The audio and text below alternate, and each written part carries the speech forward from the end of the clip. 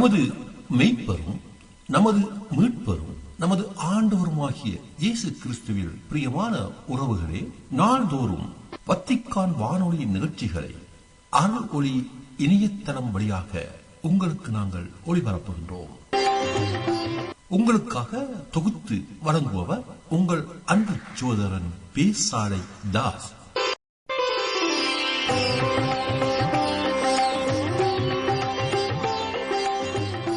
லவ்தேத்து இயேசுஸ் கிறிஸ்துஸ். இயேசு கிறிஸ்துவுக்கு புகழ். தமிழ் கூறும் நல்லுலகில் வாழும் அனைத்து அன்புள்ளங்களுக்கும் வத்திக்கான் வானொலியின் வணக்கம். இறைவன் உங்கள் உள்ளத்தையும் இல்லத்தையும் தன் அன்பாலும் அருளாலும் அமைதியாலும் இன்றும் என்றும் நிரப்புவாராக.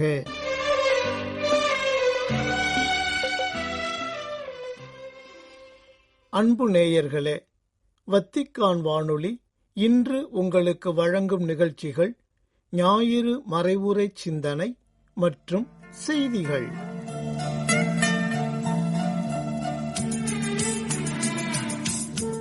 தவக்காலம் 2ஆம் ஞாயிறு. உள்ளன்புடன் உருமாற்றம் பெறுவோம்.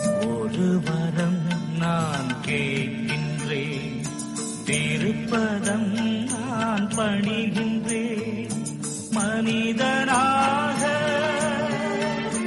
முழு மனிதனாக வாழும் வரம்தான் கேட்கின்றேன். ஒரு சாதாரண மில் தொழிலாளியின் மகளாய் பிறந்து லட்சக்கணக்கானோரின் வாழ்க்கையை மாற்றியவர் டாக்டர் உமா பிரேமன். 2 லட்சம் கூழ்ம பிரிப்புகள், 20,000க்கும் மேற்பட்ட இதய அறுவை சிகிச்சைகள், நூற்றுக்கணக்கான சிறுநீரக மாற்று சிகிச்சைகள், மலைவாழ் மக்களுக்கு பள்ளிக்கூடங்கள், நாட்டிலேயே குறைந்த விலையில் வீடுகள் என பல எளிய மக்களின் வாழ்வில் மாற்றத்தை ஏற்படுத்தியவர் உமா பிரேமன். இவரது வாழ்க்கை போராட்டங்கள் நிறைந்த ஒன்று. இவர் தனது வாழ்வில் அனுபவித்த துன்ப துயரங்கள் சொல்லி மாளாது. உமா பிரேமனின் அத்தனை துயரங்களுக்கும் முழுமுதற் காரணம் அவரின் தாயார்தான் என்று அவர் கடந்து வந்த பாதை பதிவு செய்கிறது. இவரது துயரங்களின் அனுபவமே இவரை ஒரு சிறந்த சமூக சேவகியாக செதுக்கியிருக்கிறது. தன் தாயின் கட்டாயத்தால் ஏற்கனவே 2 திருமணங்களான வயது முதிர்ந்தவருக்கு 19 வயதில் 3வது மனைவியானார். இன்பமென ஒன்றில்லாத துயர்வடிந்த திருமண வாழ்க்கை அது. கணவர் நோயில் படுத்திருந்த போது மருத்துவமனையில் அவருக்கு பணிவிடைகள் செய்தார். கணவர் இறந்த பிறகு அவர் உமாவுக்கு கொடுத்த சொத்துக்களை மருத்துவ சேவைக்காக அர்ப்பணித்து விட்டார். பள்ளி காலத்திலேயே தன் வாழ்வை சமூக சேவைக்காக அர்ப்பணிக்க வேண்டும் என்று முடிவெடுத்தவர் உமா. அந்த லட்சியத்தை வாழ்வாக்கும் பொருட்டு அன்னை தெரேசாவுக்கு கடிதம் எழுதினார். அவரின் அழைப்பின் பேரில் கொல்கத்தாவுக்கு சென்ற உமா தன் வாழ்நாளெல்லாம் அன்னை தெரேசாவுடன் இணைந்து பணியாற்ற விரும்புவதாக தெரிவித்தார். அதற்கு அன்னை தெரேசா, உன்னை சுற்றியுள்ள ஆயிரக்கணக்கானோர் உன் கருணை பார்வைக்காக காத்திருக்கின்றனர். ஆகையால் நீ இருக்குமிடத்திலேயே உன்னால் பிறரன்பு பணிகள் ஆற்ற முடியும். அதற்கு நீ முதலில் முறையான கல்வி பயில வேண்டும் என்று கூறி உமாவை திருப்பி அனுப்பிவிட்டார். +2 மட்டுமே முடித்திருந்த உமா தனது 25வது வயதில் மருத்துவ சேவை செய்ய புதிய பாதையில் பயணிக்க தொடங்கினார். ஓராண்டுக்கு மேலாக இந்தியா முழுவதும் பயணித்து மருத்துவ தொழில்நுட்பங்கள், வசதிகள், நோய்களுக்குரிய சிகிச்சை முறைகளை குறிப்பெடுத்து கொண்ட பின்னர் சாந்தி மெடிக்கல் இன்ஃபர்மேஷன் சென்டர் என்ற பெயரில் ஒரு மையத்தை தொடங்கி மருத்துவ சேவையாற்றி வருகிறார். சிறுநீரகம் பாதிக்கப்பட்ட ஒருவருக்கு தன்னுடைய ஒரு சிறுநீரகத்தை தானமாக கொடுத்துள்ளார். இதுவரை உமா பிரேமனின் மருத்துவ சேவை வழியாக ஏறத்தாழ 680 நோயாளிகளுக்கு சிறுநீரக மாற்று அறுவை சிகிச்சையும் 20,500க்கும் மேற்பட்ட இதய அறுவை சிகிச்சைகளும் செய்யப்பட்டுள்ளன. தன் வாழ்வில் முன்பாதி வேதனைகளும் துயரங்களும் நிறைந்ததாக இருந்தாலும் பின்பாதியை சமூகத்துக்காக அர்ப்பணித்து தனது வாழ்வை அர்த்தமுள்ளதாக்கி கொண்டவர்தான் உமா பிரேமன். இன்று புதுமை பெண்ணாக வரலாறு படைத்து வருகிறார். அன்பர்களே, தவக்காலத்தின் 2ஆம் ஞாயிறை இன்று நாம் சிறப்பிக்கின்றோம். ஒவ்வொரு மனிதருடைய வாழ்விலும் உருமாற்றம் நிகழ வேண்டும். ஒவ்வொரு மனிதரும் கொடிய துன்பத் துயரங்களை அனுபவிக்கும் வேளையில் துவண்டு போய்விடாமல் இவற்றிலிருந்து மீண்டெழுந்து ஏதாவது ஒன்றை இந்த சமூகத்திற்கு செய்ய வேண்டும் என்று வேட்கை கொள்ளும் நேரம்தான் உருமாற்ற நிகழ்வு என்று நாம் கூற முடியும். மேற்கண்ட உமா பிரேமனின் வாழ்வு இதனைத்தான் நமக்கு சுட்டிக்காட்டுகின்றது. இன்றைய முதல் வாசகத்தில் ஆபிரகாமிற்கு நிகழ்வது உருமாற்ற அனுபவம்தான். இப்போது அப்பகுதியை வாசிப்போம். ஆண்டவர் ஆபிராமை நோக்கி, உன் நாட்டிலிருந்தும் உன் இனத்தவரிடமிருந்தும் உன் தந்தை வீட்டிலிருந்தும் புறப்பட்டு நான் உனக்கு காண்பிக்கும் நாட்டிற்குச் செல். உன்னை நான் பெரிய இனமாக்குவேன், உனக்கு ஆசி வழங்குவேன். உன் பெயரை நான் சிறப்புறச் செய்வேன், நீயே ஆசியாக விளங்குவாய். உனக்கு ஆசி கூறுவோருக்கு நான் ஆசி வழங்குவேன், உன்னை சபிப்போரை நானும் சபிப்பேன். உன் வழியாக மண்ணுலகின் மக்களினங்கள் அனைத்தும் ஆசி பெறும் என்றார். ஆண்டவர் ஆபிரகாமுக்கு கூறியபடியே அவர் புறப்பட்டுச் சென்றார். அன்பர்களே, கடவுள் தனக்கு முன்வைத்த சவாலை ஆபிரகாம் ஏற்றுக்கொண்டார். அதாவது, தனது ஊரிலிருந்து புறப்பட்டு வாக்களிக்கப்பட்ட கானான் நாட்டை அடையும் வழியில் அவர் பல்வேறு சவால்களையும் இடர்பாடுகளையும் சந்தித்தார். இன்னும் சொல்லப்போனால் ஆபிரகாமுக்கு அதுவே பாடுகளின் பாதையாகவும் அமைந்தது. முதுபெரும் தந்தை ஆபிரகாமின் வாழ்வை இயேசுவின் பணிவாழ்வுடன் ஒப்பிட்டு பார்க்கலாம். ஆபிரகாம் இறைத்தந்தையின் வார்த்தைகளுக்கு கீழ்ப்படிந்து அவர் மீது முழு நம்பிக்கை கொண்டு அவரை மட்டுமே தனது வாழ்வின் வழித்துணையாக கொண்டு தனது பயணத்தை தொடங்கினார். இறுதியில் வெற்றியும் கண்டார். அவ்வாறே இயேசுவும் இறைத்தந்தையை மட்டுமே நம்பி அவரது வார்த்தைகளுக்கு கீழ்ப்படிந்து கல்வாரி பயணத்தில் வெற்றி கண்டார். இயேசுவின் கல்வாரி நோக்கிய பயணத்தில் இன்று நிகழும் உருமாற்றம் என்பது மிகவும் முக்கியமானது. இயேசுவின் திருமுழுக்கின் போது தூய ஆவியாருடன் வெளிப்பட்டு, என் அன்பார்ந்த மைந்தர் இவரே, இவர் பொருட்டு நான் பூரிப்படைகிறேன் என்று கூறிய இறைத்தந்தை, என் அன்பார்ந்த மைந்தர் இவரே, இவர் பொருட்டு நான் பூரிப்படைகிறேன், இவருக்கு செவிசாயுங்கள் என்று இன்று மீண்டும் குரல் எழுப்புகின்றார். திருமுழுக்கு யோவானின் கரங்களால் திருமுழுக்கு பெற்று இயேசு தனது திருப்பணியை தொடங்கிய போது இவ்வுலகிற்கு தனது திருமகனை அறிமுகம் செய்து வைத்த இறைத்தந்தை இந்நாளில் மீண்டும் குரலெழுப்பி இயேசு பெறப்போகும் புனித மரணத்திற்கு சான்று பகர்கின்றார். இயேசுவின் அனைத்து விதமான துயரங்களிலும் தான் உடனிருக்கப் போவதை உறுதிப்படுத்துகின்றார் இறைத்தந்தை. ஆக இவ்வுலகை மீட்கும் திட்டத்தில் மூவொரு இறைவனின் ஒன்றுபட்ட மனநிலையை இந்நிகழ்விலும் காண்கின்றோம்.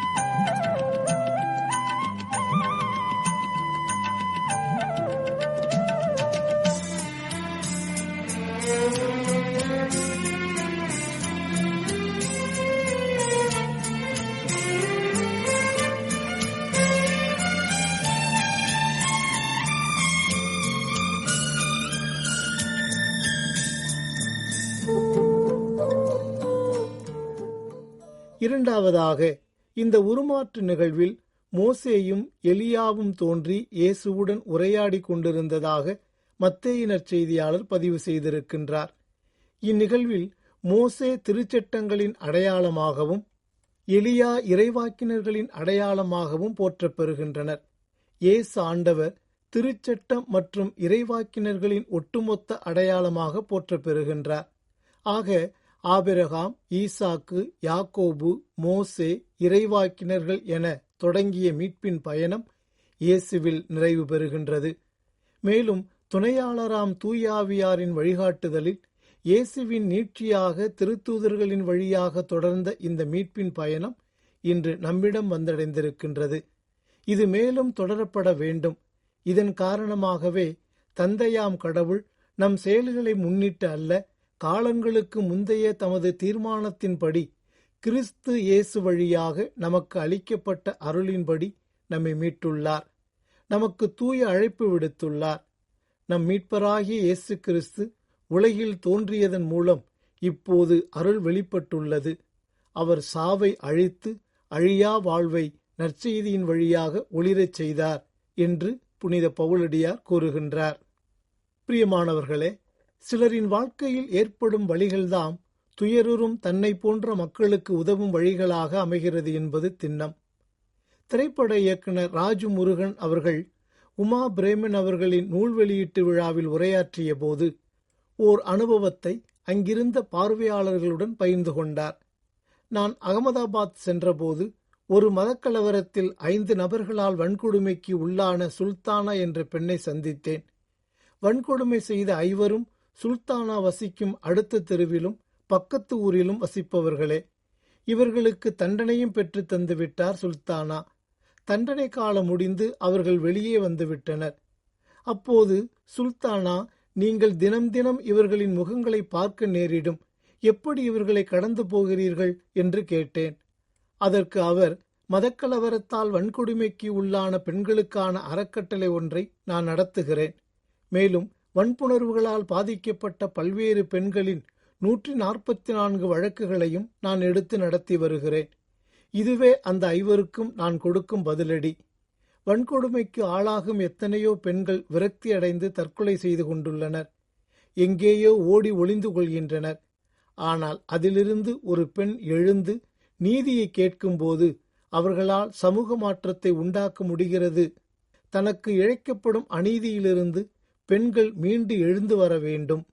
அன்பு உன் வீட்டிலிருந்து தொடங்குகிறது என்று அன்னை தெரசா கூறியது போல, நம் வீட்டில் உள்ளவர்களிடம் அன்பு செலுத்துவது மட்டுமன்றி பக்கத்து வீட்டுக்காரரிடம் அன்பு செலுத்தி இந்த மானுடம் முழுவதும் அன்பு பரவ வேண்டும் என்பதே என் விருப்பம் என்று சுல்தானா நெகிழ்ச்சியுடன் தன்னிடம் கூறியதாக தெரிவித்தார் இயக்குனர் ராஜு முருகன்.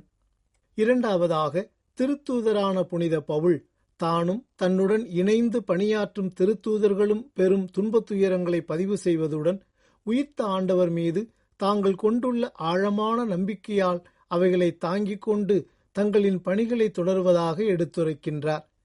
நாங்கள் எல்லா சூழ்நிலைகளிலும் இன்னலுற்றாலும் மனம் உடைந்து போவதில்லை, குழப்பமுற்றாலும் நம்பிக்கை இழப்பதில்லை, துன்புறுத்தப்பட்டாலும் கைவிடப்படுவதில்லை, வீழ்த்தப்பட்டாலும் அழிந்து போவதில்லை. இயேசுவின் வாழ்வே எங்கள் உடலில் வெளிப்படுமாறு நாங்கள் எங்கு சென்றாலும் அவருடைய சாவுக்குரிய துயரங்களை எங்கள் உடலில் சுமந்து செல்கின்றோம். இத்துயரங்கள் ஏற்படுத்திய வழிகளும் அதனால் விளைந்த இறை நம்பிக்கையுமே திருத்தூதர்களின் உருமாற்ற அனுபவமாக அமைந்தது. பிரியமானவர்களே, உன்னை வீழ்த்தும் அளவிற்கு விதிகள் எழுதப்பட்டிருந்தால் அந்த விதிகளை வீழ்த்தும் அளவிற்கு வழிகளும் நிறுவப்பட்டிருக்கும் என்கிறான் ஒரு கவிஞன். தியாகங்களை நிகழ்த்த வேண்டுமெனில் மனதில் தில் இருக்க வேண்டும். லட்சிய சாவை ஏற்க வேண்டுமெனில் நெஞ்சில் துணிவு இருக்க வேண்டும். நமது ஆண்டவர் இயேசுவுக்கு லட்சிய சாவை ஏற்கும் ஒரு களமாக இந்த உருமாற்ற நிகழ்வு அமைகிறது. இந்த நிகழ்விற்கு பிறகு இயேசு சிலுவையில் தன்னை தியாக பலியாக ஒப்புக் கொடுக்க தயார்படுத்திக் கொள்கிறார். ஆகவே அன்பு நிறைந்தவர்களே, நமது வாழ்வில் நமக்கு நிகழ்ந்த உருமாற்ற அனுபவங்களை இத்தருணத்தில் நம் நினைவுக்கு கொண்டு வருவோம். பிறருக்கான தியாக பலியில் நம்மையே இழப்பதற்கு அவ்வுருமாற்ற அனுபவங்கள் நமக்கு உதவட்டும். அதற்கான அருள்வரங்களுக்காக இந்நாளில் இறைவனிடம் மன்றாடுவோம்.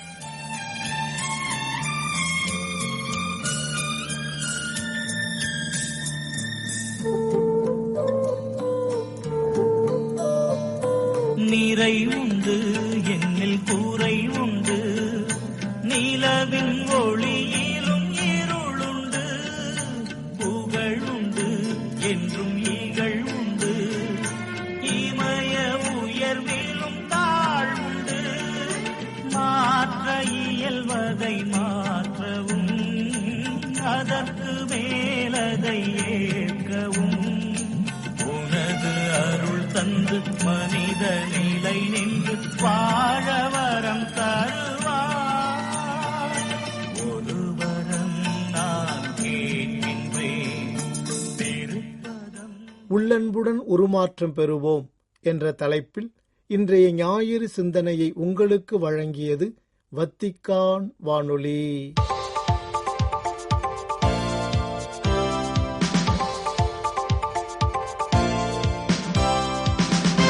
செய்திகள். அருள்பணித்துவமானவர்கள் தங்கள் அன்றாட வாழ்வில் இயற்கைக்கு அப்பாற்பட்ட கண்ணோட்டத்தை வளர்த்து கொள்ளுமாறு வலியுறுத்திய திருத்தந்தை 14ஆம் லியோ அவர்கள் கடவுளுடன் வாழும் உறவு இல்லை என்றால் அருள்பணித்துவ உருவாக்க பயிற்சி அர்த்தமிழந்துவிடும் ஆபத்து இருப்பதாகவும் எச்சரித்தார். பிப்ரவரி 28 சனிக்கிழமையன்று 4 ஸ்பானிய அருள்பணியாளர் உருவாக்க பயிற்சியகங்களின் மாணவர்கள் மற்றும் ஆசிரியர்களை திருப்பீடத்தில் சந்தித்த போது இவ்வாறு கூறிய திருத்தந்தை, அருள்பணியாளர் உருவாக்க பயிற்சியகங்கள் திரு அவைக்கு நம்பிக்கையின் அடையாளம் என்று குறிப்பிட்டார். எழுத்தாளர் G.K. செஸ்டர்டனை மேற்கோள் காட்டி, வாழ்க்கையிலிருந்து இயற்கைக்கு அப்பாற்பட்டதை நீக்குவது அதை மிகவும் இயற்கையானதாக மாற்றாது, மாறாக இயற்கைக்கு மாறானதாக மாற்றிவிடும் என்று அவர்களிடம் எச்சரித்தார் திருத்தந்தை. கடவுளுடன் உண்மையிலேயே இணையாமல் அருள்பணித்துவ பயிற்சிகளுக்கு பழகும் ஒரு மாணவர் அல்லது அருள்பணியாளர் ஆபத்தில் உள்ளார் என்று கூறிய திருத்தந்தை, அருள்பணித்துவ உருவாக்க பயிற்சி என்பது கிறிஸ்துவுடனான உண்மையான தனிப்பட்ட உறவில் தொடங்குகிறது என்று அவர்களிடம் எடுத்துக்காட்டினார். முதல் திருப்பாடலை மேற்கோள் காட்டி, ஒரு பலனளிக்கும் இறையழைத்தலை நீரோடைகளின் ஓரமாக நடப்பட்ட ஒரு மரத்துடன் ஒப்பிட்ட திருத்தந்தை, அதன் வலிமை என்பது வெளிப்புற தோற்றத்தை விட ஆழமான வேர்களில் அடங்கியுள்ளது என்று குறிப்பிட்டார். வத்திக்கானில் இடம்பெற்ற தவக்கால ஆண்டு தியானத்தின் இறுதி நாளில் பதற்றம், பிரிவு மற்றும் ஆன்மீக பசி ஆகியவற்றால் சூழப்பட்ட இவ்வுலகில் நம்பிக்கையை பறைசாற்றுவதற்கான கிறிஸ்தவ அழைப்பை குறித்த தனது சிந்தனைகளை பகிர்ந்து கொண்டார் ஆயர் எரிக் வார்டன்.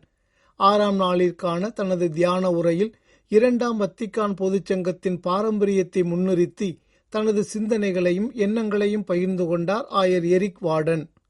உண்மையான கிறிஸ்தவ நம்பிக்கை என்பது வெறும் மேலோட்டமான நலம் நோக்கு மனப்பாங்கு அல்லது வெறும் ஆசை கலந்த எண்ணமோ அல்ல என்று கூறிய ஆயர் வார்டன் அவர்கள், மக்கள் செல்வாக்கிற்காக பேசுபவர்கள் விரைவான தீர்வுகளை தருவதாக வாக்களிக்கிறார்கள் என்றும், ஆனால் கிறிஸ்து துன்பங்கள், துன்புறுத்தல்கள் மற்றும் பிரிவினைகளை பற்றி வெளிப்படையாக பேசுகிறார்.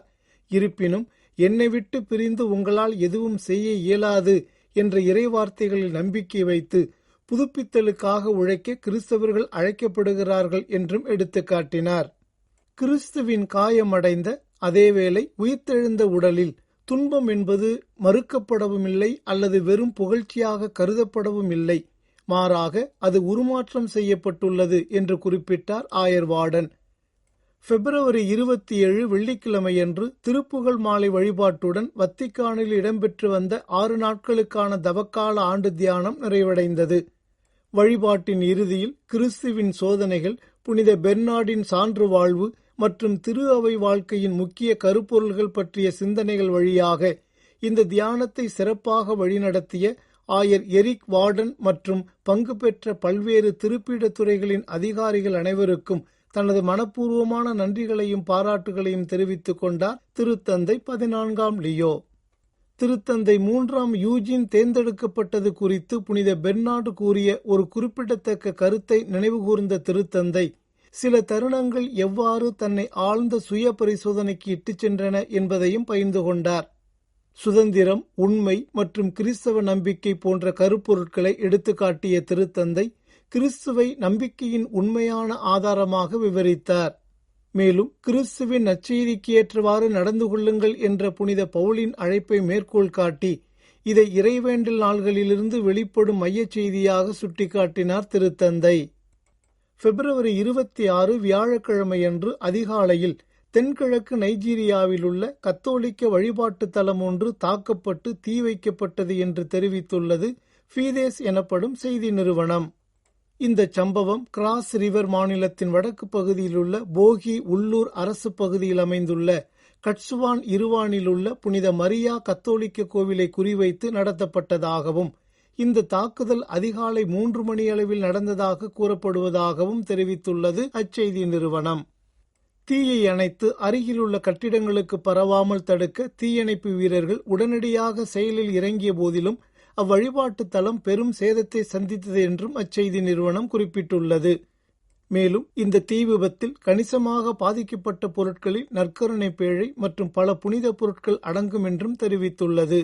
இத்துடன் வத்திக்கான் வானொலியின் தமிழ் ஒலிபரப்பு நிறைவு பெறுகின்றது. உங்கள் செவிமடுத்தலுக்கு நன்றி. வணக்கம். இதுவரையும் நீங்கள் செவியுற்றது வத்திக்கான் வானொலியின் இன்றைய நிகழ்ச்சிகள். மீண்டும் மற்றொரு வத்திக்கான் வானொலி நிகழ்ச்சியில் உங்கள் அனைவரையும் சந்திக்கும் வரை அன்பு விடைபெற்றுச் செல்வது உங்கள் அன்பின் பேசாலை தாஸ்.